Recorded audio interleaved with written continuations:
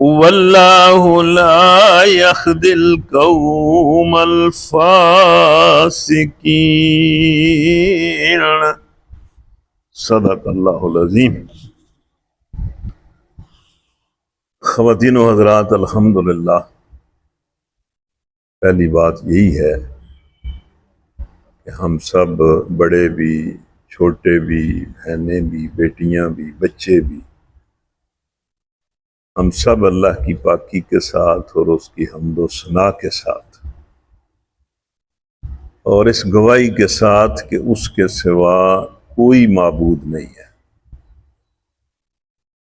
اور اس کی عزت اور عظمت اور کبریائی کے اظہار اور اعلان کے ساتھ اس کے تمام اچھے اور بابرکت ناموں کے ساتھ، اس کے کمالات کے ذکر کے ساتھ اور اس کے پاکیزہ کلموں کے ساتھ اس کا شکر ادا کرتے ہیں کہ وہ ہمیں توفیق دے رہا ہے کہ ہم یہاں بیٹھے ہیں، اور صرف اس لیے بیٹھے ہیں کہ اللہ کی اس سچی کتاب قرآن مجید کی تلاوت کریں، اس تلاوت کو سنیں، اس میں سے جتنا ممکن ہو سکے کوئی بات سمجھیں، اور پھر جو اللہ ہمیں کہتا ہے اس کو اختیار کریں تاکہ اللہ ہم پر رحم کرے دنیا میں بھی اور آخرت۔ تو پہلی بات یہ ہے کہ ہم بار بار اس توفیق پر اللہ کا شکر ادا کریں۔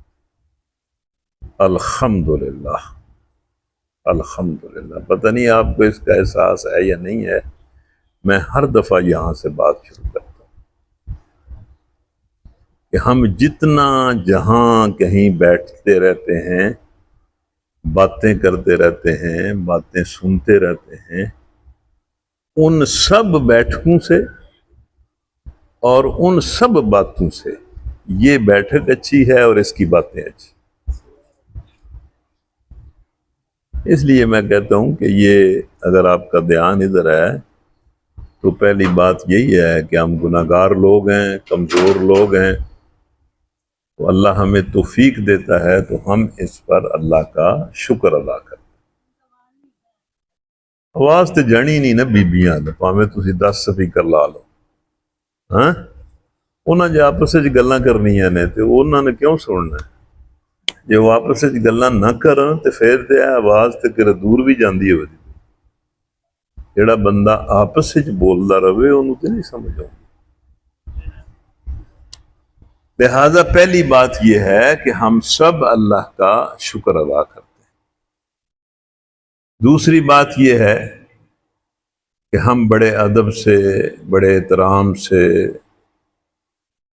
بڑی محبت سے اپنی اس مجلس میں حضور نبی کریم صلی اللہ علیہ وسلم کو یاد کرتے ہیں اور ان پر بے شمار مرتبہ درود اور سلام بھیجتے ہیں۔ وصلی اللہ علی سیدنا محمد وعلی آلہ وصحبہ اجمعین۔ اللہ تعالیٰ اس شکر کے کلمے کو بھی اور اس سلام کو بھی ہماری طرف سے قبول کرے، اور اس درود اور سلام کو ہمارے دکھوں کا مداوع بنائے، ہماری دعاؤں کی قبولیت کا ذریعہ بنائے، اور ہم پر اللہ اپنی رحمت کا اسے وسیلہ بنائے۔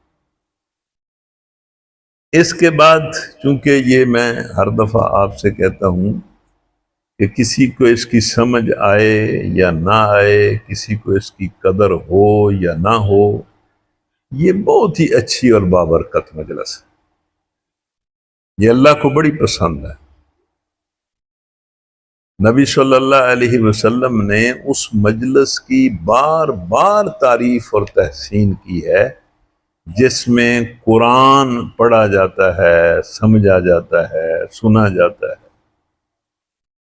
تو اس لیے تیسری بات یہ ہے، پہلی اللہ کی حمد اور شکر ہے، دوسری نبی صلی اللہ علیہ وسلم پر درود اور سلام ہے، اور تیسری بات یہ ہے کہ ہم اس مجلس میں اپنے لیے، اپنے والدین کے لیے، اپنے گھر والوں کے لیے، اپنے بچوں کے لیے، اپنے بچوں کی اولادوں کے لیے، اپنے بھائیوں بہنوں، ان کے اہل و عیال کے لیے، اپنے تمام عزیز و اقارب اور رشتہ داروں کے لیے، اس گاؤں اور چک کے سب اہل ایمان کے لیے، اور پھر پوری دنیا میں پھیلے ہوئے سب اہل ایمان مردوں اور عورتوں کے لیے اللہ سے معافی مانگتے ہیں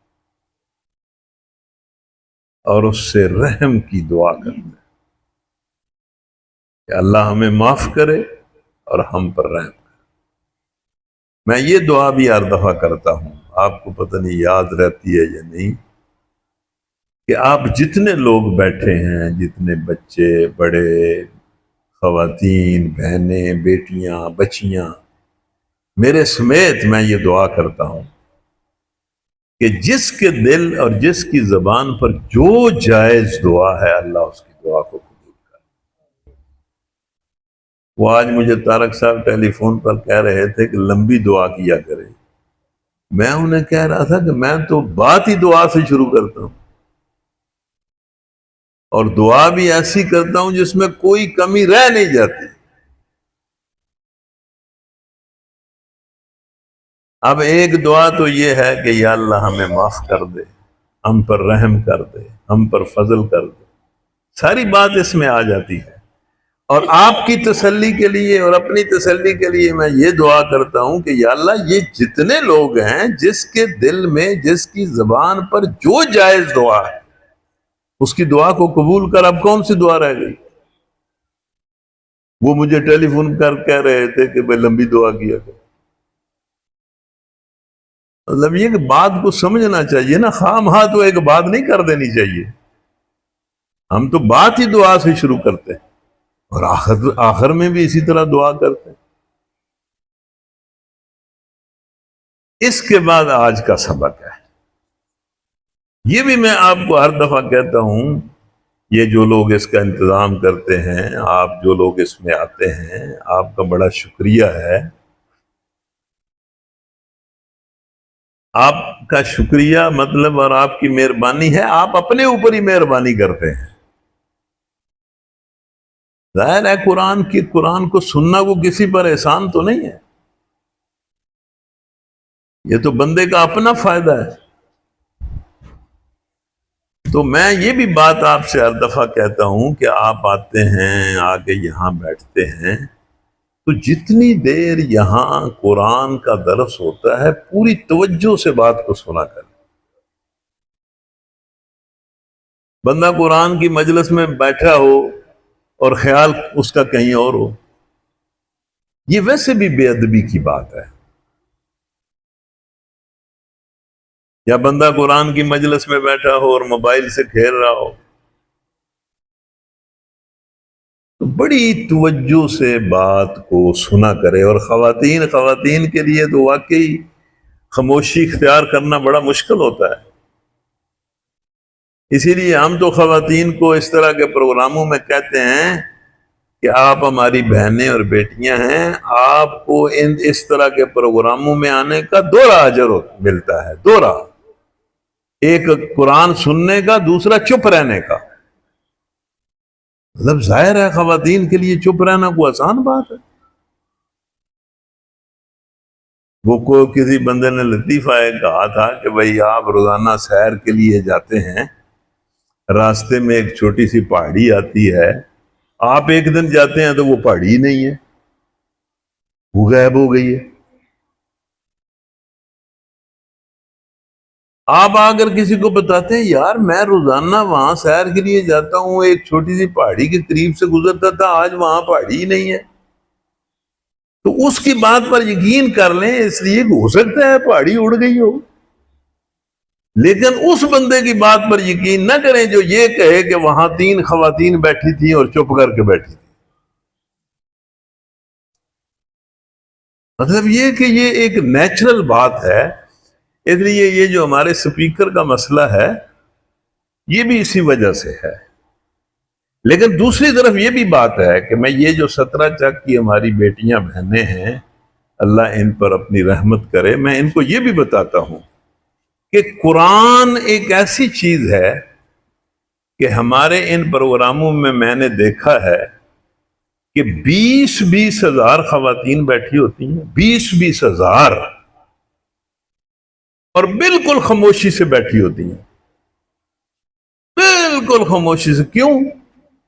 اس لیے کہ ان کے دلوں میں قرآن کا احترام ہوتا ہے، قرآن کے احترام میں وہ خاموش ہوتی ہیں.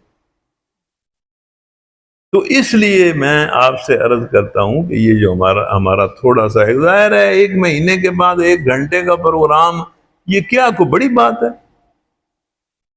کچھ بھی نہیں ہے. یہ قرآن جو ہے یہ تو اللہ تعالیٰ نے اپنے نبی کو کہا تھا کہ اس کو ہر وقت پڑھا کریں، ہر وقت، راتوں کو اٹھ کر پڑھا کریں. اس کے بغیر آپ کا کام نہیں چلے گا. یہی قرآن آپ کی مدد کرے گا آپ کے کام میں. تو اللہ کے رسول صلی اللہ علیہ وسلم کو اللہ تعالیٰ نے سورہ مزمل میں کہا کہ راتوں کو اٹھا کریں اور آدھی آدھی رات اٹھ کر کھڑے ہو کر قرآن پڑھا کریں.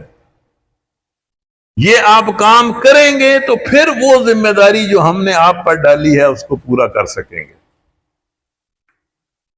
تو یہ مہینے کے بعد مطلب اس طرح، اور یہ بھی لوگ بڑا مطلب سمجھتے ہیں کہ ہم بڑا احسان کرتے ہیں جاتے ہیں وہاں، تو یہ تو کوئی بڑا نہیں ہے. اس لیے میں کہتا ہوں کہ جتنی دیر آپ یہاں بیٹھتے ہیں اتنی دیر پوری توجہ سے سنیں. اور اللہ حکم بھی دیتا ہے کہ جب قرآن تمہارے سامنے پڑھا جائے تو خاموش رہا کرو اور توجہ سے سنا کرو. اگر تم خاموش رہو گے، توجہ سے سنو گے، تو ہو سکتا ہے اللہ تم پر رحم کر دے. تو اس کے بعد اب آج کا سبق ہے. یہ بات مجھے طارق صاحب نے یہ بھی ٹیلی فون پر کہی ہے کہ بھئی یہ ربیع الاول کا مہینہ ہے، اس لیے آپ کو ایسا درس دیں جس میں نبی صلی اللہ علیہ وسلم کی کوئی بات ہو. یہ بات بھی ان کی ٹھیک ہے. یہ ربیع الاول کا مہینہ ہے، اس مہینے میں، اسی مہینے میں اللہ کے رسول اس دنیا میں آئے، اور یہ بھی آپ کو پتا ہونا چاہیے کہ اسی مہینے میں دنیا سے گئے. اس لحاظ سے جب یہ مہینہ آتا ہے تو مسلمان مطلب نبی صلی اللہ علیہ وسلم کے ساتھ محبت کا اظہار کرتے ہیں. گھروں میں میلاد کی مجلسیں ہوتی ہیں، بڑی بڑی کانفرنسیں ہوتی ہیں، جلوس نکالتے ہیں، لوگ ریلیاں نکالتے ہیں، اور خوشی میں بعض اوقات وہاں ٹرالیوں میں ناچنا شروع کر دیتے ہیں کہ ہم خوشی منا رہے ہیں. پھر رات کو چراغاں کرتے ہیں، اپنے گھروں میں چراغاں کرتے ہیں، بعض مسجدوں میں لوگ چراغاں کرتے ہیں، بڑی لائٹیں جلاتے ہیں. اسی طرح اور مطلب مختلف طریقوں سے محبت کا اظہار کرتے ہیں. اور سب سے زیادہ اس مہینے میں اسی محبت کی بات ہوتی ہے کہ بھائی نبی صلی اللہ علیہ وسلم سے ہمیں بڑی محبت ہے. اور جس کو نبی صلی اللہ علیہ وسلم کے ساتھ محبت نہیں ہے وہ مسلمان نہیں ہے. ظاہر ہے نبی صلی اللہ علیہ وسلم کی حدیث ہے کہ تم اس وقت تک مومن نہیں ہو سکتے جب تک مجھے اپنے والدین سے، اپنی اولاد سے، سارے انسانوں سے زیادہ مجھے محبوب نہ بناؤ تو مومن نہیں ہو. تو اس لیے اس مہینے میں یہ محبت کی بات نبی صلی اللہ علیہ وسلم سے بہت ہوتی ہے. تو یہ جو میں نے حصہ لمبا تلاوت کیا ہے، اس میں ایک آیت ہے جس میں اللہ بتاتا ہے مسلمانوں کو کہ کان کھول کر سن لیں، جس محبت کا آپ دعویٰ کرتے ہیں اس محبت کا آپ کو پتہ بھی ہے کہ وہ کیا ہے.